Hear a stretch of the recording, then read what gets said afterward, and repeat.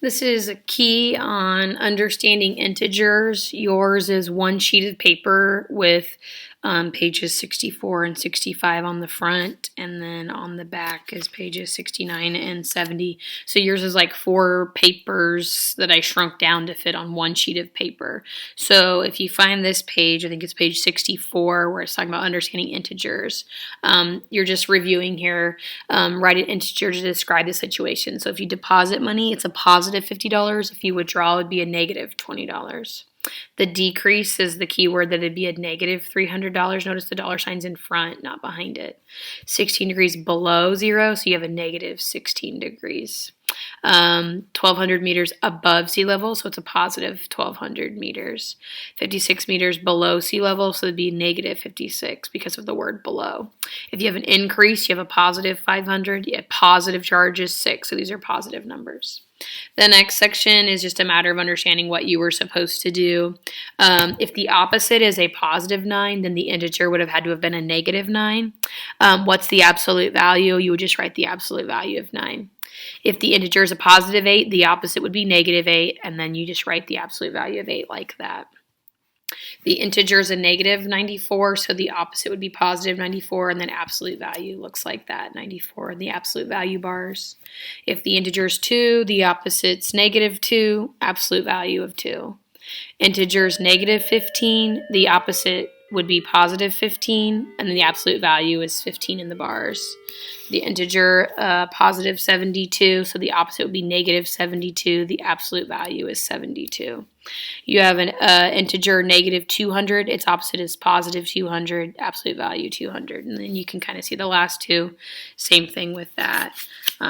So what are negative integers? They're basically whole numbers and their opposites. So if a whole number is positive, their opposite is a negative. It'd be left of 0 on a number line. I think yours is on the same side of the page. It would just be to the right, but I had to flip mine over for my key. So now you're looking at page 65. It says, what integer would represent 10 degrees below 0? Since it says below, that's where you would write the negative 10.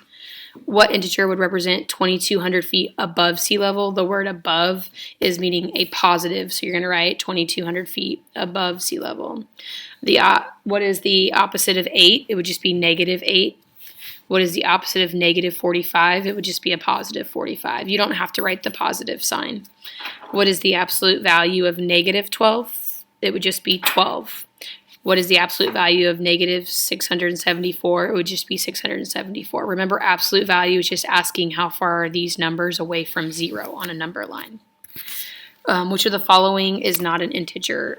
Decimals are not integers, so that's why the answer is C. Fractions are not integers, so those aren't either. Which integer has an opposite of 9? You're looking for negative 9. So fractions and decimals are not integers. Integers are whole numbers and their opposites.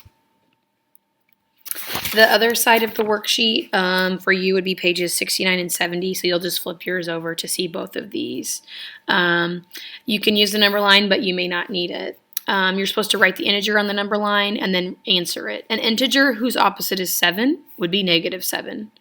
Two integers whose absolute value is 84. One integer would be negative 84, and the other integer would be 84.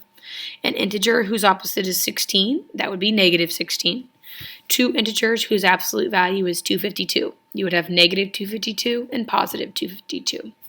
An integer whose opposite is negative 58, you would have 58. An integer greater than negative 10 and less than negative 8, that would be negative 9. So kind of like in between negative 8 and negative 10, that'd be negative 9. Two integers whose absolute value is 14. You should have negative 14 and positive 14. An integer greater than 7 and less than 9, that would be 8. That's the only integer in between them. Remember, integers are whole numbers and they're opposites. They're not going to be fractions or decimals. You're just supposed to complete these inequalities. Negative 12 is less than negative 5. It's further left on the number line. Negative 4 is greater than negative 5. Negative 18 is less than 17. Negative 6 is greater than 21. Negative 7 is less than negative 4. Negative 18 is less than negative 7. Negative 3 is less than 3. Negative 19 is less than negative 2. 23 is greater than negative 8. Negative 13 is greater than negative 15. Negative 41 is greater than negative 51 because negative 51 is further into the negatives, which makes it smaller than this one. Negative 17 is greater than negative 71. Negative 10 is greater than negative 25. Negative 23 is less than negative 9. Negative 6 is less than 5. Negative 3 is greater than negative 19. And then the last page you have is 70. You don't have to turn the page. Yours is just on the same side. My answer key is a larger piece, so I've got to flip it over.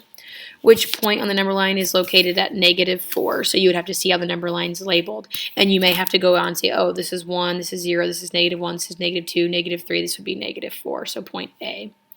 Write the integers 4, negative 7, 5, and negative 2 in orders from least to greatest. The least number is negative 7, negative 2, 4, and then 5. Which point on the number line is located at 2? Again, you would need to look and see 0, 1, this would be 2, so point C. These integers greatest to least, so your greatest number is your positive and your least number is your furthest into the negatives. Which point on the number line is located at negative 30? You would have to see how the number line is labeled. This is 0, this is 10, this is 0, this is negative 10, negative 20, negative 30, so that'd be point B. Least to greatest, you have negative 143 all the way through 125. Which statement is true? The only one that makes this true is that 12 is greater than negative 14. Which statement is false? Negative 6 is not less than negative 12. Negative 6 is actually greater than negative 12.